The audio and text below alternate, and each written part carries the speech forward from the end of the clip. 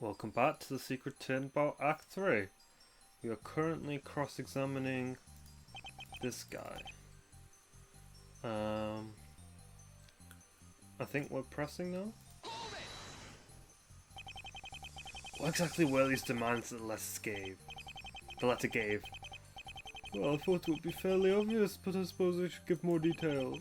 The letter made it clear that I wasn't to tell anyone about it. I would just do what I was told. Yes, a common tactic used in blackmail letters. Don't tell the police, or else.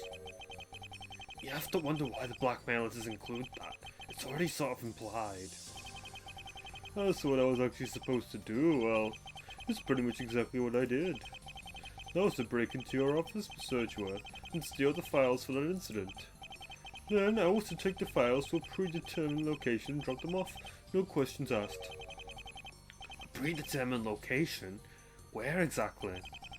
In the alleyway near Eldun's Noodles, in a trash can. So then, why did you not take the files there once you had them?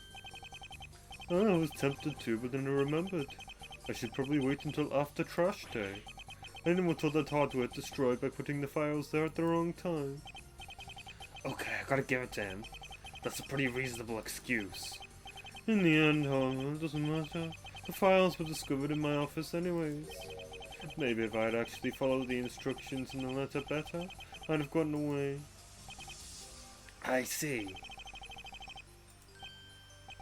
Hold on. I didn't just imagine that, did I? Did you say something odd? What do? Should I press further? Do you have to ask yourself, Apollo? I better not, you know. I'm not like I'm here to press the witness or anything. Mrs. Steele, did I hear you right? You didn't follow the instructions on the letter well enough. Yeah, and that led to me being caught. So that means the letter itself came with instructions, is that right? Yeah? I guess that's what that would mean, yes. To this important, Mr. Justice. If I'm not misinterpreting his words, then... Yes, Your Honour, the statement is very important. I request that Mr. Steele add this information to his testimony. Very well, Mr. Steele. Please do as Mr. Justice asks.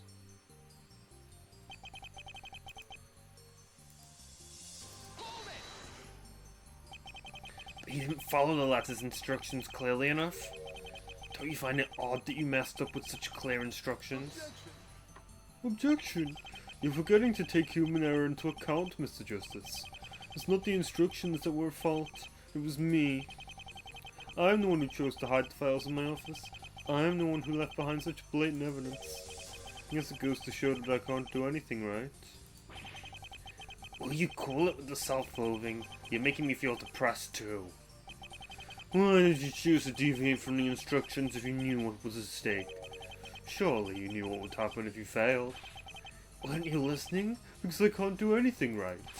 I get it. I'm an idiot, I'm a klutz, and a coward. You don't have to keep reminding me. How exactly did you even get to be a prosecutor to begin with? Mr. Steele, calm yourself at once. Sorry, Your Honour. Just constantly being reminded of my shortcomings isn't exactly pleasant. I understand that, Mr. Steele, but now is not the time to be hysterical. Yeah, I get it. Sorry, Your Honour. All this because he couldn't follow the instructions right. Unfortunately, the problem with what he's saying is pretty obvious. Maybe it's time to show the problem with evidence.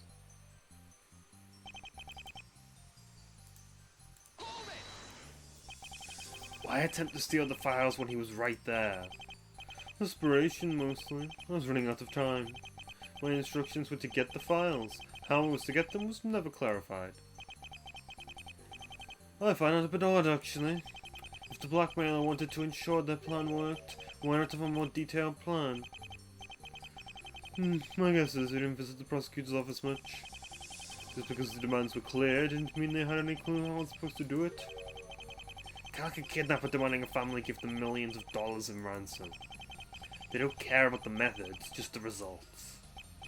So yeah, strolling on in and trying to take it right there wasn't the smartest idea. But I didn't care, I just wanted a nightmare to end. So I just sort of rushed in without thinking, and Well, you know the rest. You know, Mr. Steele, it's quite ironic. You stole the files in an attempt to end this situation as fast as possible. However, it was this very thing that led to you being the lead suspect in this crime. In a way, your hasty actions led to the complete opposite of what you wanted. Guess it's just fitting, huh? In the end, I ended up being hung by a noose of my own making. A tale as old as time. If I had a nickel every time I saw a suspect that intentionally dig their own grave by their actions, I think I could safely retire and be set for the rest of my life. Yeah, I definitely could have handled this smarter. Well, it doesn't matter. As I was saying, I was trying to steal the files.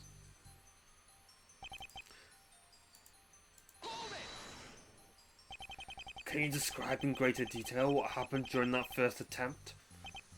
Well, it all started when I knocked on her door to the Chief Prosecutor's office. You knocked? Did you know he would be there? Well, no, not that late at night, but I had to check. I see. Please continue.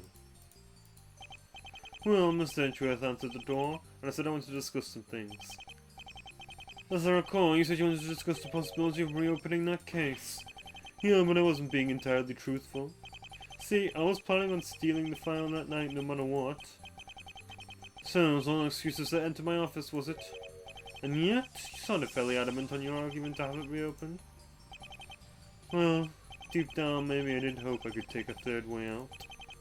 I thought maybe if I could put an end to the case once and for all, I could place the blackmailer. Pure speculation, of course, but the idea wouldn't go away. Of course, whether or not it would have worked is irrelevant, because that door was closed. Because I'm not able to actually reopen that case. I don't think any option I could take to get out of it would be a no-go anyways. Destiny was pointing at me to do what I did that night. A bit of an extreme belief, but okay. And so you tried to take the files, but were thwarted in your attempt. What happened after your failure in the Chief Prosecutor's office?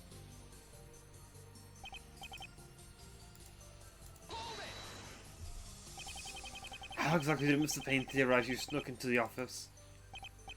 Well, first of all, I waited until Mr. Edgeworth exited his office.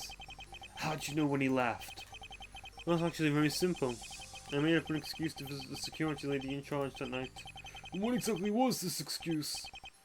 Well, actually, I had other affairs that I was meaning to get to. Some of which involving security clearance of certain people. I hadn't actually planned on doing it that night, but I figured it was a good enough excuse. In the case, I was discussing things with her, keeping an eye on the security cameras. When I saw Mr. Edgeworth leaving his office, I seized my chance. I made a big show of having lost the key to my office, and I asked her to open my office door using the master key. The door I took her to, however, was actually from Mr. Edgeworth's office. Mr. Edgeworth, is such a thing even possible? Such a thing has actually happened to me before, if you can believe it. However, I thought Mr. Gambit was able to show it actually was your door she opened. Oh, right, that, well, you see. She was just confused. That's got to be it. Mr. Payne even said as much when the court reconvened the next day. Yeah, does that clear everything up? If she knew it was Mr. Edgeworth's door, why did she let you in? Look, I don't know what was painted behind the scenes, okay? Maybe he helped her realize what I did, or maybe she figured it out on her own. Clearly, though, she only came to the conclusion after the fact. Damn it, he managed to wriggle his way out of that question. It doesn't really matter anyways. I know what she says. It doesn't change the facts.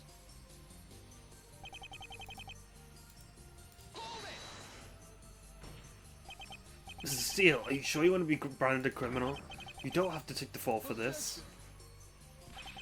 Do you think badgering me to retract my confession will work? What do you think will happen? Do you think you're going to convince me to say, whoops, I didn't do it? The evidence is clear. I am the one who stole the files from Mr. Edgeworth's office. I will keep saying it as many times as I need to, Mr. Justice. As I said, I don't care that you've predicated your entire case around it. You'll just have to lie in that bed you've made on your own time. As for me, however, I refuse to have my crimes laying on my conscience for all time. I made a mistake. It's time I paid for it. Indeed. Mr. Steele has made it clear he has no plans to retract his confession. I must ask that the defense does not continue to run this testimony in circles forever. Indeed! I'm growing impatient, Mr. Justice! Understood, Your Honor. Yeah, I'm clearly running out of time here. I better find a contradiction fast. Steele's confession may seem very detailed in the outset, but the truth is, he's just saying a lot of words. He's not giving much detail. Perhaps he's purposely being vague in order to avoid saying something that doesn't line up. If I probe him for more information, he may slip up and say something he's not supposed to. It shouldn't be too hard. He doesn't seem to have much of a backbone. And when he slips up, that's my time to strike. But first, what's jury time? Your Honor, jury time. Very well, Mr. Wright, jury time. Sure thing, Your Honor. Jury time. Okay, I've got a question about the envelope. Did it have a name and return address? No, it was completely unmarked. It was likely delivered to my doorstep by the blackmailer themselves. Just like with Vera. That can't be a coincidence. The same person had to have delivered both letters. Well, that kind of makes sense when you think about it. I mean, if you're blackmailing someone, you wouldn't want it to be traced back to you, right? Indeed, it would pose far too much of a risk. It's just human nature to try and cover one's tracks when doing something immoral. Of course, that will not stop us from figuring out the truth they tried to hide. This entire situation just freaks me out. I mean, the fact that the letter was hand-delivered means the blackmailer would have to know exactly where you lived. It's so creepy. Yeah, that's what I'm saying. I don't want you to know that. Leave me alone, you hear? Indeed, I shudder to think what one would do if they knew my address. The sheer loathe someone will sink to for their depraved desires. Are we going to ignore the fact that they'd have to know your address to send a letter anyways? Being hand-delivered or not wouldn't really change that. I'm just glad blackmail is the worst they decided to do. Being a prosecutor means you can make a lot of enemies if you're not careful. I'm lucky they didn't decide to plant a bomb on my doorstep. Is being a prosecutor really that dangerous of a job? In any event, let's get back on topic. Mr. Steele, please continue your testimony if you would.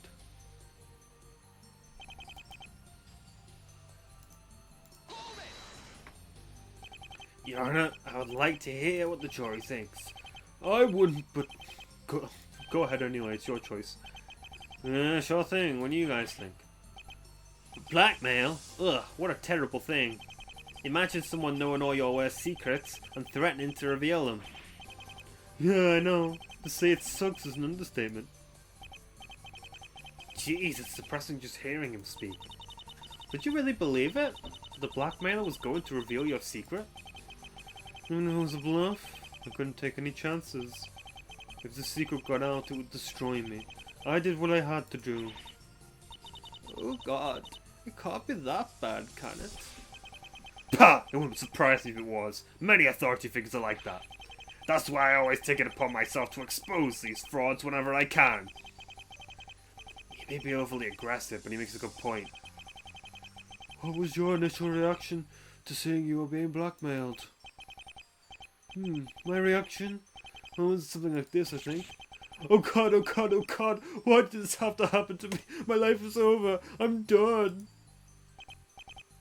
That's very descriptive. So, in other words, you panicked. Yeah, that about sums it up. I hate to admit it, but I don't exactly have nerves of steel. Get it? That's my name. Yeah, I think we could tell that just by looking at you.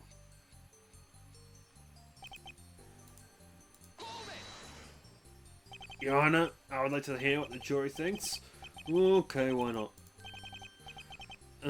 I don't really care what the jury think, but whatever. I'm just gonna go drink some grape juice in the corner for a bit. So the blackmailer left no clue at all. Seems like we've got a mystery on our hands, gang. Don't tell me that you think we should split up into the trap to capture them. All I'd be missing at that point is the mangy dog. In all seriousness, did you send the letter in for any sort of analysis? Handwriting? Fingerprints? Sadly, that would be of no use. The letter wasn't handwritten. It was a typed letter. And while there exist methods to get fingerprints from paper, it's generally not advisable. Right, I've seen that in court reports before. It's because the paper is too absorbent, right? Plus, in these instances, document examination is preferable to fingerprint analysis. If we needed to get a second opinion from an examiner, lifting fingerprint marks can hinder the credibility of the following analysis. So that's it then? No other ideas for what leads to follow? There really are no other ways to figure out the blackmailer's identity? None that I can think of, unfortunately. Sadly, Mr. Steele, I don't really believe that. The lie he's telling here is fairly obvious, and it should be easy to point out. I see to use what I have in a court record to show it.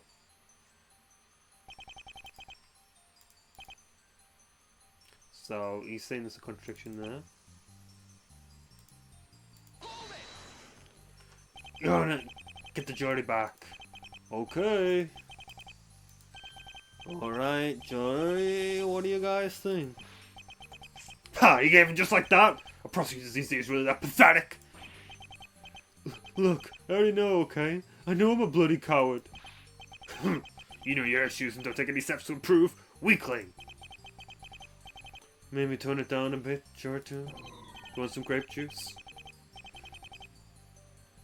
No, you haven't interrupted him before, why start now? Did you really think that giving the blackmailer what they want would satiate them? There's every chance the blackmailer would have let slip your secret anyways. Well, that's why I had to weigh the risks. On the one hand, I could not give in to his demands and risk my secret being exposed. On the other hand, if I did what they wanted, I'd risk being caught and arrested. And in the end, you decided the risk of jail was better than your secret being exposed? Exactly. I figured I at least had to do what I could. I figured if I wasn't successful, then at least I tried my best. That's one way to look at it, I suppose. And how exactly did that turn out for you, Well, even though I was caught, they haven't revealed my secret yet. I think it's safe to say that I'm in the clear on this matter. Except for the whole, going to prison thing. No, then, I believe that clears up this matter. Mr. Steele, please continue your testimony.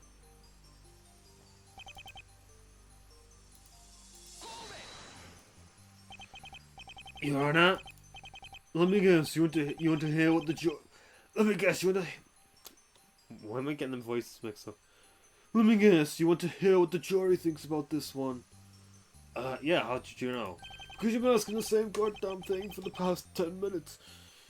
Sure thing, Your Honor. What do you guys think? Are you sure you read the instructions correctly? I read the instructions wrong all the time. I read the instructions wrong all the time when I'm cooking, and it just caused a mess. It's a blackmailer, it's not a cookbook, you idiot. I know, I just thought. Well, that's a first for you. Can we focus on the trial, please? To answer your question, I'm fairly certain of what I read. I actually had to read it over a few times because I thought what it was telling me to do was crazy. Oh, you are drunk about that, my boy. Stealing from the chief prosecutor. Well, see, that's quite the insane thing to ask. But no, even after checking to make sure I was reading it right, I wasn't mistaken. Truth be told, it felt unreal. I had to pinch myself a few times to make sure I wasn't dreaming. How clear were the instructions? Were you able to follow along and understand them easily? They're actually pretty easy to understand. The blackmailer knew how to be concise. I think even a child could follow them along if asked to do the same thing. Don't you dare try to encourage that behaviour. It was just a figure of speech. So, in other words, there was nothing to prevent you from understanding what was ordered? Nope. And how many times I read that paper over and over? It's safe to say that I know exactly what's written on it. Is that really the case? Sure, he seems confident in what he's talking about right now. There's a pretty obvious problem with what he's saying. Clearly, he's not just going to let it slip. I need to show evidence. The fact that the blackmailer doesn't even say anything like that?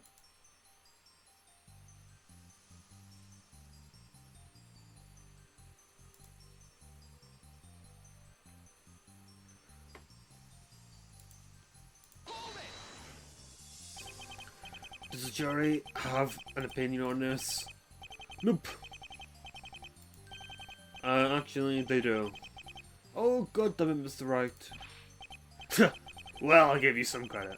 You weren't a complete coward that time. Thank you. Are your decisions usually so, how to put it, brash? Hardly. I've seen what he's like from his trials. Manny's usually just a sweet guy, but he's timid as hell. Absolutely no backbone. He's not like Aiden, who's sweet and brave, and also cute and smart, and... I think we get the picture, Jurfor. But yeah, anyways, back to Manny. It's not in his character to do something like that. I can hardly believe it myself. Indeed, if I had not been there to witness the action, I myself wouldn't believe it. Needless to say, I was just about to have him hand in his badge then and there. Well, what stopped you? Was it a change of heart? A desire to talk things out? Actually, it's because you ran away before my mind could even form the words. Oh, I see. Surely you knew what was going to happen. You were going to get disbarred, Manny. Yeah, I know, but I wasn't thinking about that at the time. I just knew I had to get those files, by any means necessary. My job was over no matter what I did. Damned if I did, damned if I didn't. If I was going down, I was at least going to go down fighting for once in my life. But we're the ones with something to prove, I suppose. It doesn't really matter anyways, as I'm sure you're aware my plan didn't work.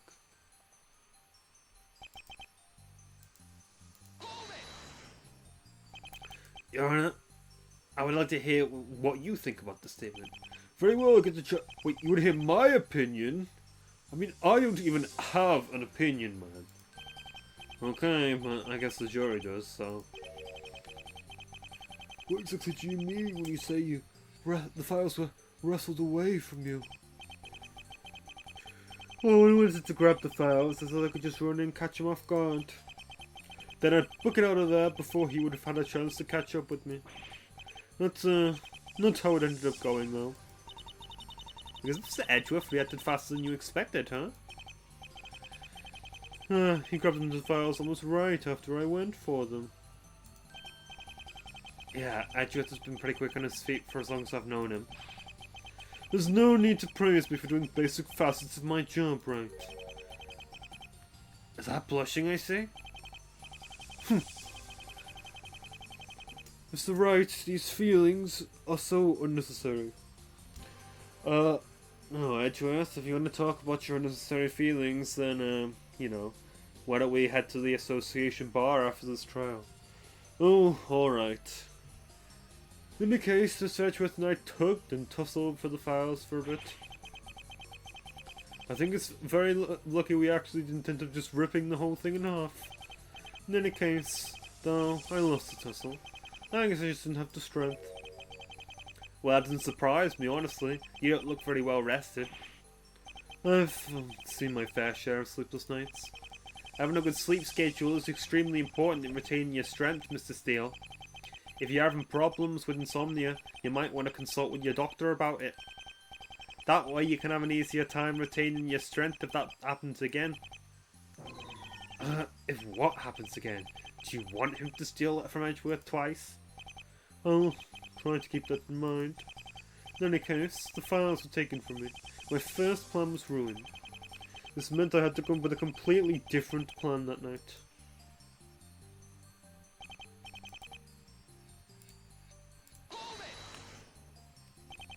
Your Honor, I would like to hear what the jury thinks about the statement.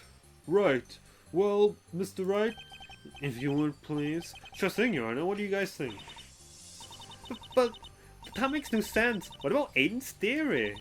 What about everything surrounding the pulley? And the window? All of that? Sorry, dear. I'm afraid he was wrong about all of that. But he can't be wrong. He's never wrong. Nobody is perfect. We all make mistakes. Not Aiden, no. Aiden never makes mistakes. I can see that now that Aiden's biggest mistake was defending me. And explain all the evidence. Explain why everything fits so perfectly. Whoa, whoa, calm down, girl. Just relax and try to be gentle about this. Maybe you should take over this one. Yeah, sounds like a good idea to me. Okay, so why was there a pulley on the rooftop of the prosecutor's office? Quite frankly, I have no idea. All I know is it wasn't used to get into Mr. Edgeworth's office. Well, it's the same as the pulley from this crime. Surely that's not a coincidence, right? I don't know what to tell you. I stand by what I've said. The pulley on the roof wasn't used in the theft. That's all I know. Okay, but what about the marks on the window? That lines up with Gambit's theory. How many times would you say it? I don't know. Mr. Steele, refrain from yelling at the jurists. If anyone's going to, it's me. Some of them deserve it, you know. But not from you. You're a pathetic man. I'm sorry, Your Honor. I shouldn't have let my temper get the better of me. Even so, all the evidence pointing to Aiden's theory doesn't really mean much. I don't know where I came from, but I do know that it's not connected to theft. After all, I should know better than anyone else here.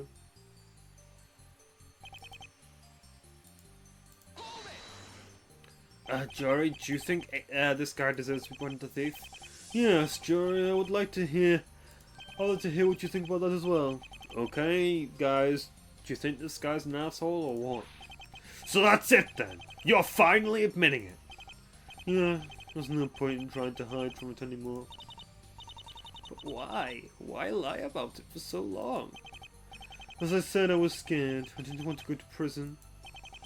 I thought that if I could stall things for a while, Aiden could find a way to get me out of this. But of course, we all know how that one turned out. Well, I at least appreciate your honesty, Mr. Steele. That does leave the case with a few unanswered questions, though. Well, I'm sure you'll get the opportunity to answer them before my trial ends then. In the meantime, however, I have thoroughly proven this is irrelevant to Corey's murder. Unless, of course, Mr. Justice wants to waste our time with more useless questions. Well, Mr. Justice, care to ask more useless questions? Indeed. Do you care to waste more of our time? Was that Edgeworth's voice then? Indeed. Do you care to waste more of our time? Hey, my questions aren't useless. And I'm still not done, by the way. There are still things I want answers for. Then when you're defeated, Justice. I have no intention of backing down. I know you're lying. I just have to prove it.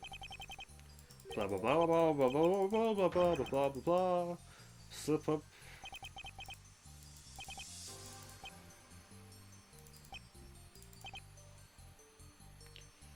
The letter I received that day contained clear instructions for what I was supposed to do. But we only have this letter, so... Mr. Steele, something about your story doesn't add up. Sorry? Did I say something wrong? Mr. Steele, you said that the instructions came with the letter, yes? Yes, what about it? Mr. Steele, if that really is the case, then where are the instructions now? I'm sorry? Let's take a look at the actual letter in question. The letter reads, and I quote, "Further instructions will be sent bearing the same signature." I'm sure you can see the problem. The letter doesn't actually have any instructions for what you're supposed to do. No way. You thought I wouldn't notice that? Idiot. Order! Order! Mr. Steele, you asshole! It's a big oversight on your part. How do you explain this grievous error? I don't know what you guys are talking about. This isn't Star Wars. Why are you bringing up... Oh, will you shut up? The instructions came with the letter, I swear.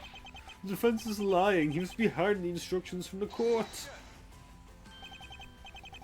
I think not, Mr. Steele. I am the one who gave the defense that evidence. What? You did? I can assure you the marked letter I gave him did not have those instructions. Even if they did, the contradiction would still exist. After all, the letter did specify the instructions would come later. And the contradiction is you received the instructions the same time as your letter remains. How about it, Steele? Care to explain your mistake? That is... I got him on the ropes now. Wait, hold on. I can explain this. I swear I just forgot something. I'll get it right this time. Mr. Steele, we prepared the air accurate testimony from the beginning. Well, this is Ace Attorney. You're never gonna have that. I know, I'm sorry, Your Honor. I know I messed this up. The truth is, it happened like it said in the letter. The instructions arrived a few days later. Then why were you so convinced earlier that they arrived with the letter? Because I'm a screw-up, okay? What does it matter? I know I'm bad at everything I do, you just rub it in. Saving John's life is just about the only thing I've actually managed not to screw up. Oh. This feeling. I know what this is. My bracelet is acting up. I knew it. Steele is hiding something. Something big. If I can just perceive his tell, I can get to the bottom of this. Why are you in my head, dude? I don't know why. And I don't know why I'm encouraging you to find my deepest, darkest secrets as well, but I hope you can. No, then I ask you to focus for a bit. Your Honor, may I interrupt for a minute? Yes, Mr. Wright, what do you need to say? Apollo, do you remember what we discussed? About your special talent? What we discussed? I don't remember. Wait. Also, how did you know I was about to do that? And avoid using your special power if you could. It couldn't have given the jurors a bad impression of you to rely on tells instead of evidence. Also, it's really hard to code them within Ace Attorney Online. So, no tell spotting. I completely forgot. I can't use my bracelet here. Damn it! Why does this have to be such a hard feature to code into fan games? If I do, I risk giving the jurors a bad impression. That wouldn't be good for my case. I mean, I didn't have a problem doing that in my last jury trial, but whatever. No, then I believe that clears that matter up. Mr. Steele, please update your testimony to reflect this new statement. Of course, Your Honor. Colin, I'm getting away now. I know he's lying, and if I can't perceive his tell, just plug all the holes back up. I just have to keep it up until I can't fill those holes anymore.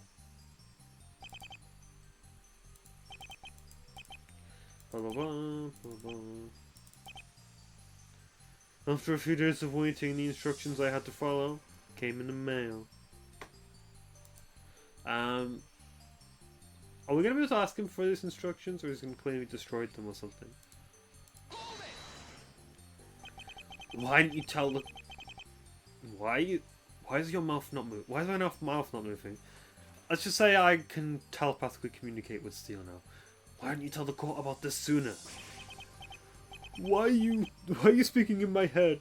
Look, I'm sorry, okay? It didn't really come to my mind at all. This kind of thought in the grand scheme of things, it's not really important. The exact time I received my instructions wasn't exactly my biggest concern, you see. I'm much more concerned about the fact that I'm going to jail for larceny. And it is somewhat understandable, to an extent. You wish to set up the record straight in the matter of this theft, yes? Well, yeah, but... Then we need an accurate testimony from you from the beginning. Even small details like that you think are unimportant may have a huge impact on finding the truth. So try and focus and remember all you can. You do need to focus on what you deem important.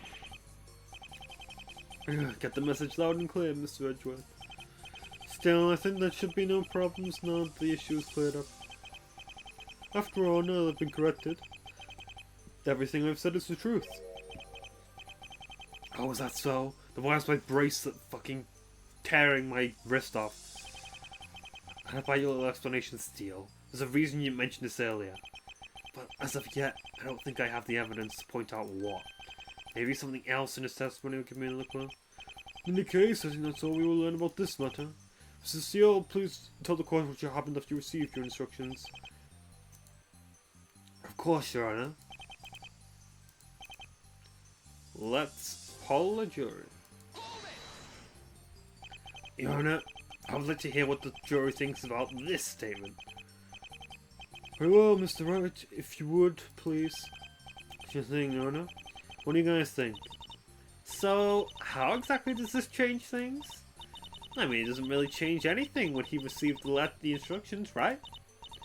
Well, I guess it would depend on when Mr. Steele received the initial letter. He did say that he received it several days ago, which isn't very specific. If he had to plan the day he got his instructions, I suppose it could line up. Yes, of course, that's exactly what happened. Why is he acting nervous all of a sudden?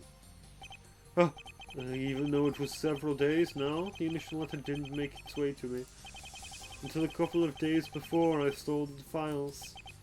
So yeah, if it were a couple more days for me to receive the instructions, then I suppose it would have to be the same day I got them and I made the move. You don't sound entirely too sure of what you're saying.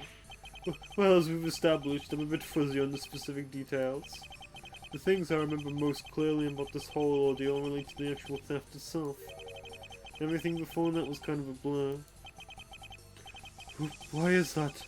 Surely your memory can't be that bad. Likely because everything in that pipe was filled with such fear and dread. I spent so long panicking that it all sort of blurred together in my mind. Once I had steeled myself, get it? For what I was about to do, it was nothing but adrenaline.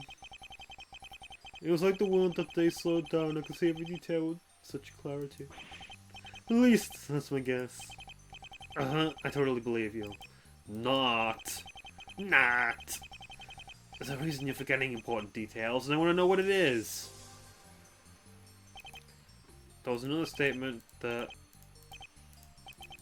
Yeah, this one. That got hinted at that there was a contradiction here. And what I think it is the blackmail letter, because the clue is the fact that they refer to themselves as the spirit of seething.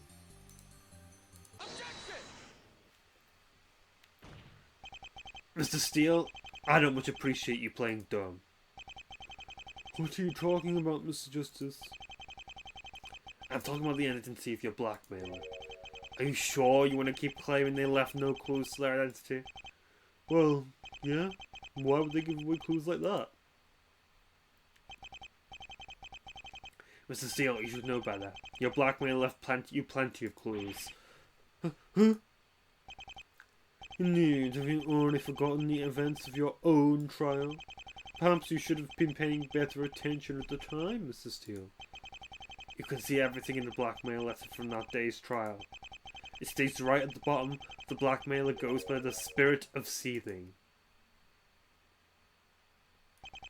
Indeed, but that is not all. The letter in question also says that you saved the blackmailer's life. These two facts led Aiden Gambit to make a conclusion about the blackmailer's true identity. One that you seem to be trying to steal this trial away from. But it won't work. The accusations against Jonathan Seething have already been made. Order! Order in the court! Indeed, the letter does seem to point to the idea of Jonathan Seething being the blackmailer. Objection! Now hold on, let's not jump to conclusions. There's no actual proof John is the blackmailer, right? I mean, how many other people's lives have you saved? That's not the issue here, Mr. Steele. Huh? The issue was that you stated you had no idea who the culprit could even be. Also, he said the only thing that you managed not to scope was saving John's life. So, there's no one else whose life you saved. However, the blackmailer left several clues towards John Seething having written it. Even if you want to claim these are red herrings, they still point to him regardless. Not to mention, Aiden Gambit also pointed the finger towards John Seething during your trial. The idea should already be firmly planted in your mind. Therefore, the fact that you didn't even consider him strikes me as very suspicious. Why did you fail to mention the possibility of Seething being your blackmailer? Defense and prosecution make an excellent point. Please explain yourself, Mr. Steele. Because I refuse. What? I refuse to even entertain the possibility that John tried to blackmail me. It just makes no sense. There's no way at all. If you refuse to believe it, then why did you let Mr. Gambit make such accusations? Because I trusted him, as he was going somewhere with this argument. I was desperately hoping he wouldn't accuse John, but I understood he had no choice. But at this time I refused to let John take the blame. You have no actual proof he's the one who wrote the letter, and besides, there's one major problem in assuming that he did. A major problem? As the letter said, I saved John's life. I was on his side throughout the entire case. Maybe I did fail him, but I tried my best. He has nothing to hold against me.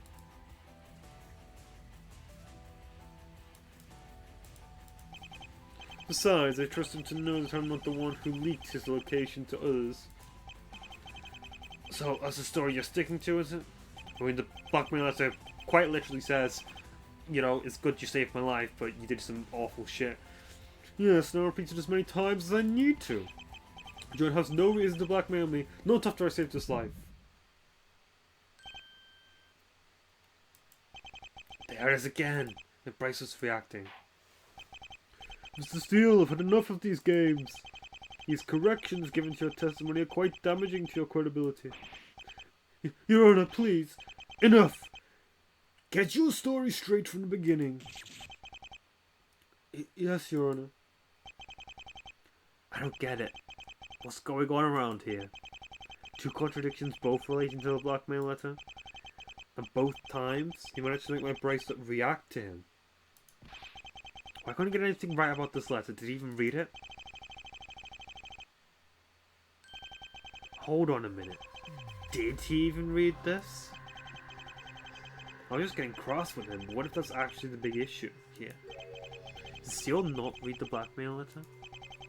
Something on your mind, Mr. Justice? You have that furrowed look again? Your Honor, I think I've just stumbled upon a puzzling conundrum. A conundrum, you say? Mr. Steele claims to have read through this blackmail letter several times over, and yet, for some reason, he seems absolutely clueless about the letter's contents.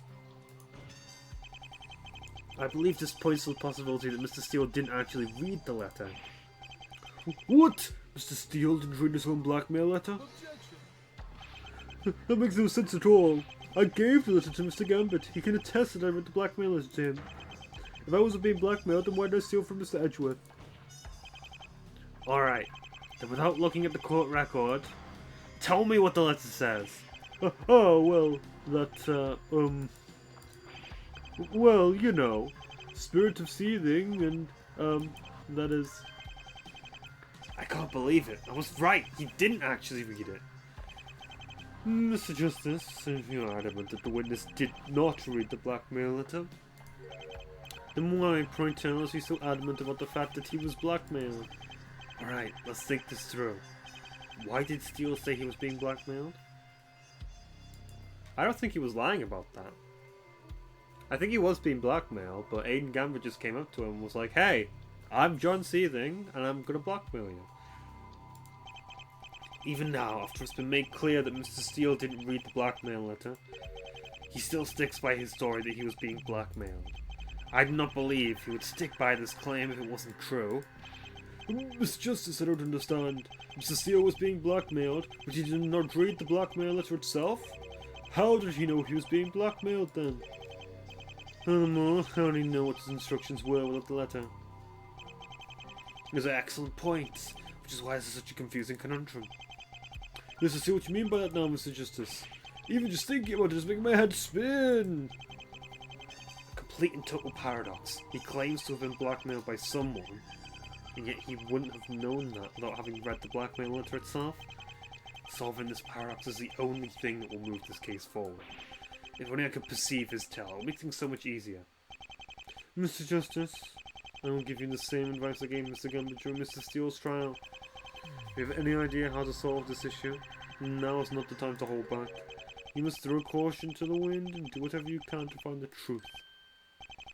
Edgeworth, he's right, of course. If I hold back, this case is as good as lost. After all, I already see the issue. John has no reason to blackmail me, not after I saved his life. Saving John's life is just about the only thing I've actually managed not to screw up. Even now I can't help but notice it. I can't help but see his tell. Every time he gets defensive, he clenches his fist tightly. As if Edgeworth is right, I can't hold back now. I want the truth, and I won't let what the jury thinks get in the way of that. If I can't perceive the truth, then I can still connect the dots both of these statements made my bracelet react. Something in them must have done that. What they share in common must be the reason for that. John has no reason to blackmail me, not after I saved his life. I'm pretty sure it's this one, because in both you talks about saving John's life. Saving John's life. We kind of had to perceive a bit of a different one, but Mr. Steele, I can't help but notice you get really defensive when a certain subject is brought up. What? What are you talking about? Me? Defensive? I don't know what you mean. Wait a minute. I know what you're doing, Justice. I'm familiar with your tricks. I know you keep going on about nervous twitches. Are you really going to use such flimsy arguments in a trial as important as this, Justice? I haven't mentioned anything about a twitch, Mr. Steele.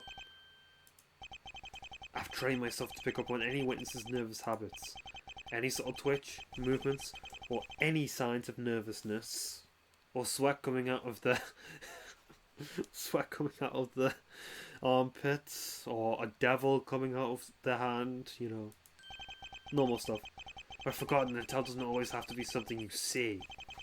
A nervous habit can be far more abstract. A pattern of speech, an emotional reaction. Mr. Steele has a nervous twitch, there's no doubt about that. But if I'm not allowed to see it, then I will still find a way to catch him out. It happened after the contradictions in your testimony were pointed out to you. John has no reason to blackmail me, not after I saved his life. That was the first time you got defensive, Mr. Steele. You said something then. And the second time. Saving John's life is just about the only thing I've actually managed to not to screw up. I'm pretty sure that was in reverse order, but, you know, whatever.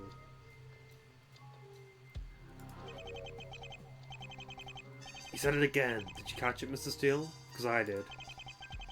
Every time you get defensive, you keep mentioning you saved John Seething's life. My question is, Mr. Steele, why? Why do you keep bringing up the fact that you saved John Seething? Why do you feel the need to convince us that you did that? Is this something you're trying to hide about the incident where you saved him? What does it matter, huh? What does me saving John have to do with the trial? You're getting defensive again, Mr. Steele. But if he wants to see some evidence, then I'll show it to you. Very well, Mr. Justice. Please show the court your evidence. However, note that my patience grows thin. I would like concrete answers this time. Understood, Your Honor. Steele is getting defensive about saving Seething's life for a reason. It must tie back somehow to what he was talking about in his testimony. The evidence that ties Mr. Steele saving John Seething's life to this trial is...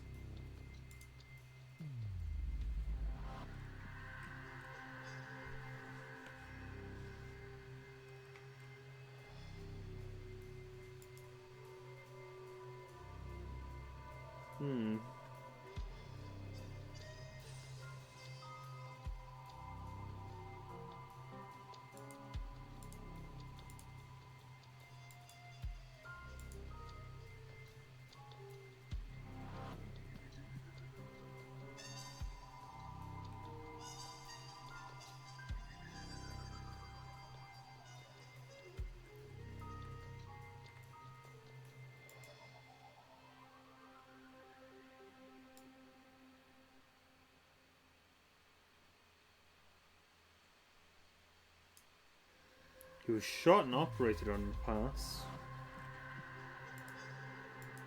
Profiles aren't working.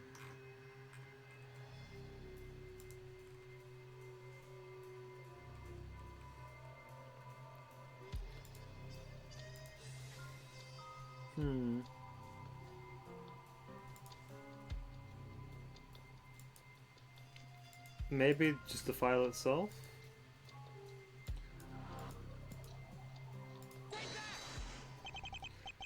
Actually, of course, it's the same thing that brought up this discussion to begin with. It all ties back to the case in which Manny Steele saved Jonathan Seething's life. Or at least, that's what everyone thought at the time. What everyone thought at the time? It was this case that led Manny Steele to getting blackmailed in the first place. Steele claims it's because he will be accused of leaking insider information. What if it's something completely different? Something that would explain why he's been getting defensive about saving John's life. As well as why he never read the blackmail letter.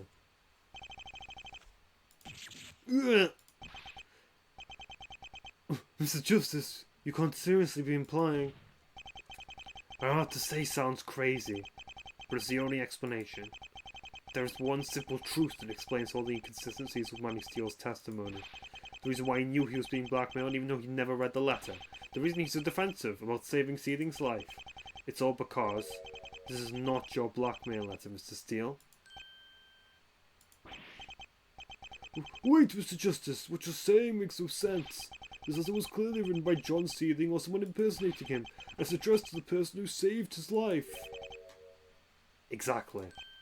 You can't mean... Ooh. That's interesting.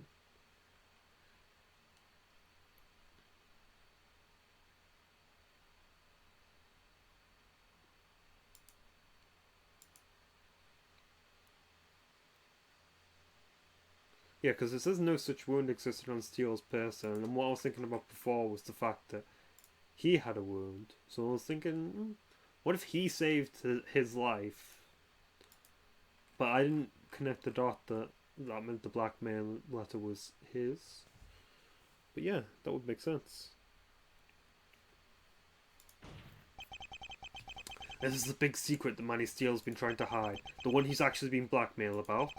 Because the truth is that he's not the one who saved Jonathan Seething's life. It can't be true! There's no way. Wow, Mr. Steele, care to explain yourself? No!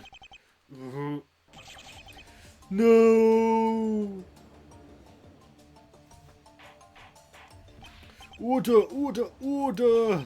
I will have order in this court! Mr. Justice, this theory of yours is completely insane! And yet, this is the only explanation that makes any sense. Manny Steele, you took credit for saving John Seething's life. However, you know that it's all a lie. Your blackmailer found out and has been using it against you. And you'll go to any length to cover the secret up, including taking the fall for larceny. Mr. Justice, are you saying that Mr. Steele's confession is all a lie? That's exactly what I'm saying, Your Honor. Somehow, someway, someone will learn about Manny Steele's true secret. They've been holding this secret over his head to get him to do as they please, all in an attempt to frame him for larceny. And for what reason? Also nobody would suspect the true reason for the larceny. As a setup for Corey Rupsh's murder.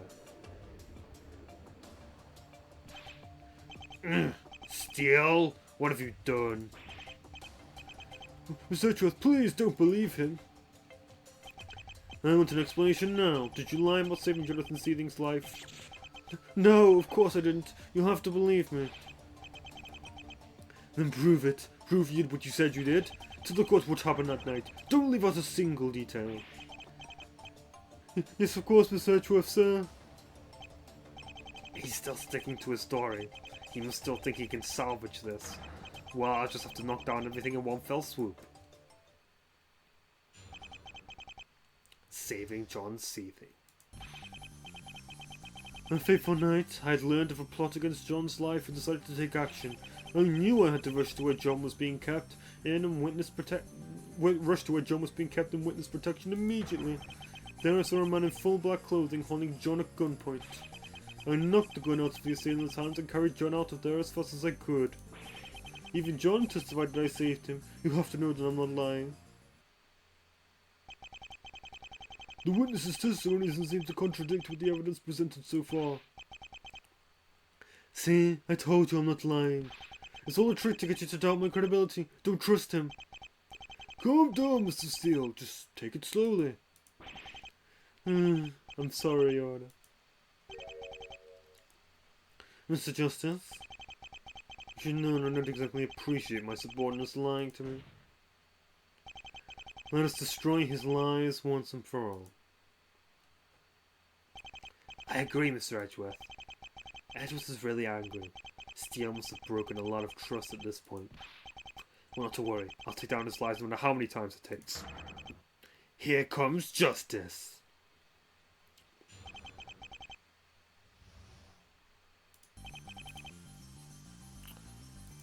So, if it was Corey Rupture who saved John's life,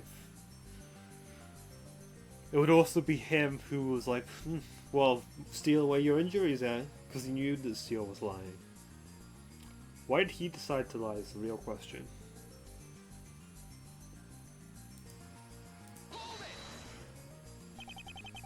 How exactly did you learn about this plot to kill John Seething? Well, I can't give away the names of my sources. That information is confidential. However, we have our share of informants who keep tabs on some pretty big name groups. So it's one of these big name groups that put the hell on John Seething. As I said, I can't give too much information about that. All I can really do is let you make your own conclusions about what I learned that night. The files did say that the suspect in that case was linked to a famous politician. I wonder if that politician was secretly corresponding with one of these groups.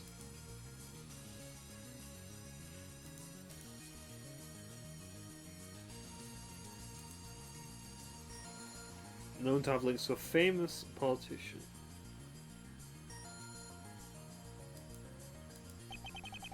I don't go into detail about that though. What sorts of things do you usually learn from the informants of yours? All the usual dirty dealings, activities of these groups, the locations on given days, their future plans, any contracts they may have, so on and so forth. Any pizza parties they organise. What? That's quite a lot of information to give out. Indeed, but all of it is necessary. Thanks to the work of these brave informants who are willing to put their lives at risk. I can't tell you how many plots and schemes we've stopped. Miss Edgeworth can vouch for me on this point. He can confirm how valuable they are. Indeed, undercover informants have been quite helpful to our efforts. They usually ask for a price for their info, since they are putting their lives on the line. But they have been used to take down infamous crime lords and their underlings. That line of work does seem a tad shady to me. It's treading on the line towards vigilantism. But so long as they're not hurting anyone, I suppose it's worth keeping our streets safe. In any case, the court accepts this as a valid explanation for how you learned of this plot. Yeah, he seemed pretty well prepared for that question. I guess I'll have to try attacking the problem from a different angle. In any case, please continue your testimony, Mr. Steele.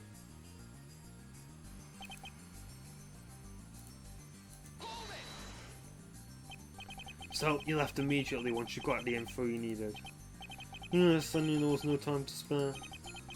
John's life was on the line and I wasn't going to play games by stalling. Did you know that it was specifically John Seething who needed your help? Yes, they mentioned him by name, and that was all I needed. His name was all the info I needed. I knew I had to rush there right away. So you knew John was there beforehand? Naturally. I was the lead prosecutor on the case after all. I was the one in charge of keeping him safe. If anything happened to him, it would be my head on the platter. That means you have a clear motive to be lying about your actions that night.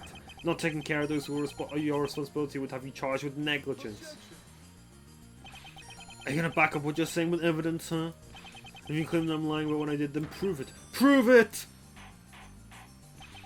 Mr. Steele! Calm your outbursts. You're looking very sus right now. Sorry, Your Honor. In any case, the witness's argument still stands, unless it can be definitively proven that he lied about saving Jonathan Seething. Then the defense should stop arguing hypothetical motives. Yeah, I should have guessed that would have gone poorly. Still, I wonder, is it possible Steele didn't go there that night? If he really is lying, he may not even have attempted to save John in the first place. Do I risk pressing the matter further? Or should I hold back? Is there a risk? I mean, this guy might blow a fuse, but it's not our problem. I just have one question, Mr. Steele. Do you have any evidence that you actually went to see John that night? Surely it will be easy to verify your side of the story if you did. As a matter of fact, yes. Evidence of the sort should exist. You see, the place we got actually had a security camera pointed at John's door. The security camera footage shows me entering John's room that day. Well, I guess it settles that. He actually did go there that day. Where's the security camera footage now? He should still be in police custody. Miss Edgeworth, would you mind procuring the evidence in question? I'm not entirely sure how much it would help your case, Mr. Steele. What do you mean? Why wouldn't it help Mr. Steele's case? It shows him entering John's room that day, right? Well, during the trial, Corey Rupture was able to argue against the relevancy of the tape, simply because it doesn't actually show him the attack happening. The camera was pointed at an angle where it saw the door, but not what happened inside the room. That detail gave Mr. Rupture the opportunity to argue a lack of proof that the attack happened.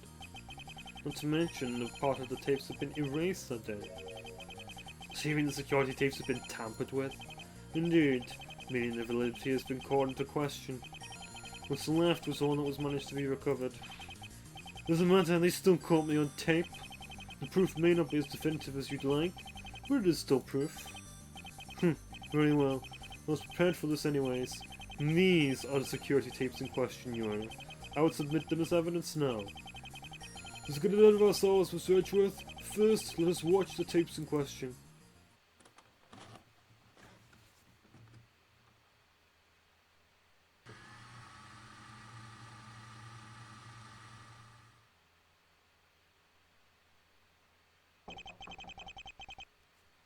Hello, John? Are you in there?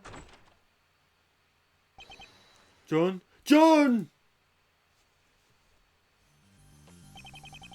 You can see for yourselves. Well, actually you can't really, there's a black screen. It doesn't really show much. Yeah, I can see what he means. You don't even hear the attack from the tapes. Aside from Steele, it's completely silent. How eerie. Did someone call my name?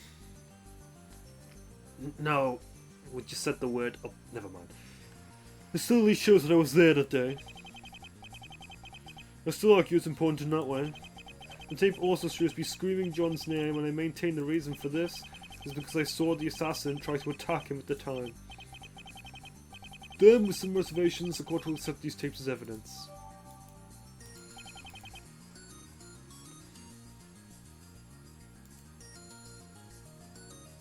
Steele walks into the 10 p.m. January 16th. Steele walks into the camera and knocks on the front door of room 405. Well, Johnny in there, unlocks the door and enters the room. Suddenly Steele runs inside, leaving the door open. Just as the sound Steele runs out of the room and the video cuts to static. So that's... wait, what was the date? Yeah, January 16th.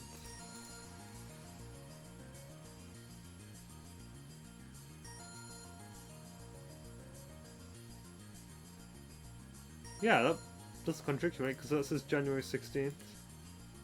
And that says January 16th. Basically, he claims he was attacked a few days after the murder. If Steele's lying, they shot to show how.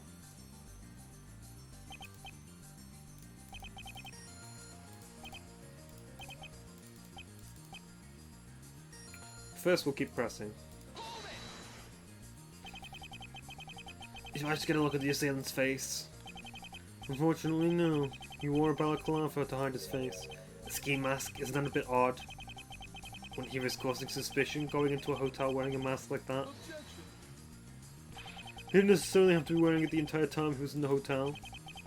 He could have entered dressed as any regular person. But then changed in the bathroom or something of the sort to hide his identity from that point. Alright, fair enough. Though, I can't help but ask another question. How did the assailant get inside the room to begin with? Honestly, I think the policemen guarding John weren't on it. I bet they're the ones who sold him out to begin with. They had to be working for someone. That is actually a fairly logical conclusion to come to. In fact, I'd wager a guess that he's not wrong about that one. What happened to those policemen after the attempt on John Seeding's life? They were promptly fired, and rightly so if you ask me. They're lucky I wasn't allowed to go further and prosecute them for what they did. You weren't allowed to go further? Why not? Well, ultimately it's because their actions were deemed incompetent rather than malicious. Honestly, they're lucky nobody got hurt or else they'd be in big trouble. I see. Wait, what did he say? Mr. Justice, you look troubled. Is something wrong with what Mr. Steele said just now? Oh, there's no issue. There might be a contradiction, I'm not sure about it. Let's see what he just said. They're lucky nobody got hurt. Oh yeah. In fact, there's a contradiction within his own words. What? A contradiction? But I didn't... Actually, this would probably be a good point to end it. So, next time we will uncover this contradiction and then keep moving through the testimony. But yeah, see you next time!